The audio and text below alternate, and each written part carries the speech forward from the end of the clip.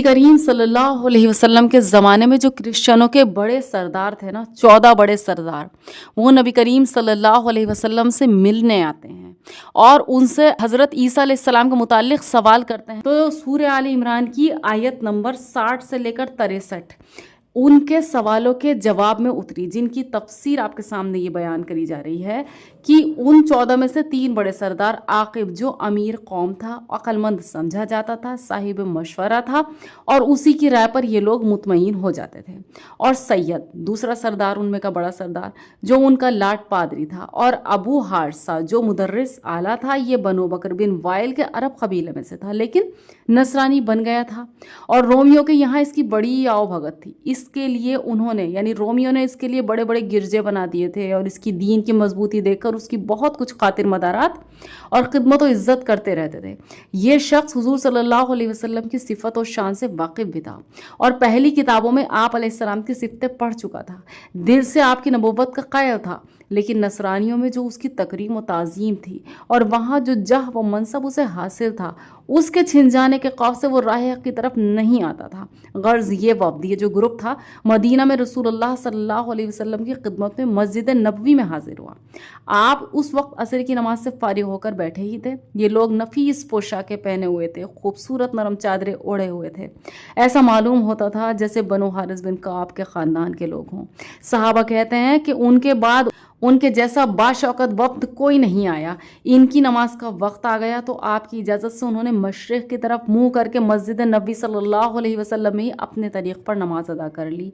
बाद नमाज के हुजूर सल्लल्लाहु अलैहि वसल्लम से इनकी गुफ्तगू हुई। उधर से बोलने वाले इन 14 सरदार वहाँ पर पहुँचे थे। उनमें से बोलने वाले वो 3 शख्स थे जिनका भी जिक्र हुआ, अबू हारसा बिन अलक़मा, आकिब यानी अब्द मसीह और सैयद यानी हम। ये गोशाही मज़हब पर थे, लेकिन कुछ अमूर में इख्तलाफ रखते थे। ये लोग भी इख्तलाफ रखते थे। अब इनके जो तीनों सवाल थे वो नबी करीम सल्लल्लाहु अलैहि वसल्लम के सामने पेश करेंगे। हज़रत मसीह अलैहिस्सलाम की निस्बत तीनों ख्याल उनके थे, यानी वो खुद अल्लाह है, अल्लाह का लड़का है और 3 में का तीसरा है। अल्लाह ताला उनके इस नापाक कौल से मुबरा है और बहुत ही बुलंदो बाला है। तकरीबन तमाम नसारी का यही अकीदा है। मसीह अलैहिस्सलाम के अल्लाह होने की दलील तो उनके पास ये थी कि वो मुर्दों को जिंदा कर देते थे, अंधों और कोढ़ियों और बीमारों को शिफा दे देते थे, गैब की कब्रें देते थे और मिट्टी की चिड़ियाँ बनाकर फूंक मारकर उड़ा दिया करते थे। और जवाब इसका ये है कि सारी बातें उनसे अल्लाह ताला के हुक्म से सरजद होती थी, इसलिए कि अल्लाह की निशानियां अल्लाह ताला की बातों के सच होने पर और हज़रत ईसा अलैहिस्सलाम की नबुव्वत पर कायम हो जाएं।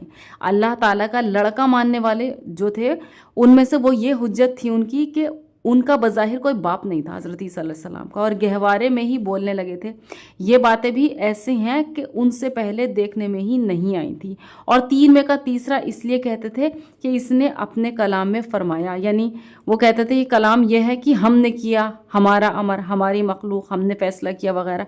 बस अगर अल्लाह ताला अकेला ही होता तो यूँ ना फरमाता, बल्कि फरमाता मैंने किया, मेरा अमर, मेरी मखलूक, मैंने फ़ैसला किया वगैरह।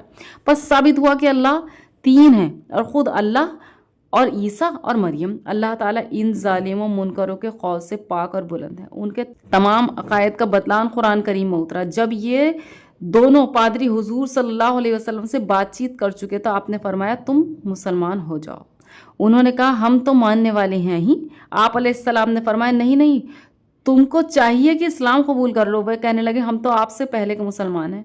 फरमाया नहीं, तुम्हारा ये इस्लाम कबूल नहीं, इसलिए कि तुम अल्लाह की औलाद मानते हो, सलीब की पूजा करते हो, खंजीर खाते हो। उन्होंने कहा अच्छा, फिर ये तो फरमाइए कि हज़रत ईसा अलैहिस्सलाम का बाप कौन था।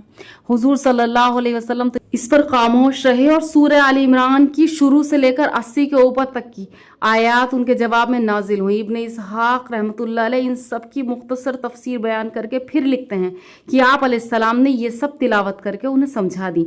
इस मुबाहले की आयत को पढ़कर आप अलैहिस्सलाम ने फरमाया, जब मुबाहले की आयत पढ़ी ना तो नबी करीम सल्लल्लाहु अलैहि वसल्लम ने फरमाया अगर नहीं मानते तो आप मुबाहला को निकलो। अब जिन लोगों को ये क्लियर नहीं है मुबाहला क्या होता है, तो वो समझ लें कि दोनों फरीक अल्लाह तबारक व तआला से ये दुआ करें कि हम में से जो झूठा या बातिल हो वो हलाक हो जाए। ये होता है मुबाहला। तो नबी करीम सल्लल्लाहु अलैहि वसल्लम ने जब मुबाहले की आयत पढ़ी तो फरमाया अगर नहीं मानते तो आप मुबाहला करें یہ سن کر وہ کہنے لگے اے ابو القاسم ہمیں مہلت دیجیے کہ ہم آپس میں مشورہ کر لیں، پھر آپ کو اس کا جواب دیں گے۔ اب تنہائی میں بیٹھ کر انہوں نے عاقب سے مشورہ لیا جو بڑا دانا اور عقل مند سمجھا جاتا تھا۔ اس نے اپنا حتمی فیصلہ ان الفاظ میں سنایا کہ اے جماعت نصاری، تم نے یقین کے ساتھ اتنا تو معلوم کر لیا کہ حضرت محمد صلی اللہ علیہ وسلم اللہ تعالیٰ کے سچے رسول ہیں، اور یہ بھی تم جانتے ہی ہو کہ حضرت عیسیٰ علیہ السلام کی حقیقت وہی ہے جو محمد صلی اللہ علیہ وسلم کی زبانی تم سن چکے ہو، اور تم کو اچھی طرح علم ہے کہ جو قوم نبی کے ساتھ ملائنہ کرتی ہے نہ ان کے بڑے باقی رہتے ہیں نہ چھوٹے بڑے ہوتے ہیں، بلکہ سب کے سب جڑ بنیاد سے اکھیڑ کر پھینک دیے جاتے ہیں۔ یاد رکھو اگر تم نے مباہلے کے لیے قدم بڑھایا تو تمہارا ستیہ ناش ہو جائے گا، پس یا تو تم اسی دین کو قبول کر لو، اور اگر کسی طرح ماننا چاہتے ہی نہیں اور اپنے دین پر اور حضرت عیسیٰ علیہ السلام کے متعلق اپنے ہی خیالات پر قائم رہنا چاہتے ہو، آپ سے صلح کر لو اور اپنے وطن کو لوٹ جاؤ۔ چنانچہ یہ لوگ یہ صلح مشورہ کر کے پھر حاضر دربار نبی ہوئے اور کہنے لگے اے ابو القاسم ہم آپ سے مباہلہ کرنے کے لیے تیار نہیں، آپ اپنے دین پر رہیے اور ہم اپنے خیالات پر ہیں۔ So these are the things جو آپ کو نبی کریم صلی اللہ علیہ وسلم کی شان کے بارے میں بتائیں گی۔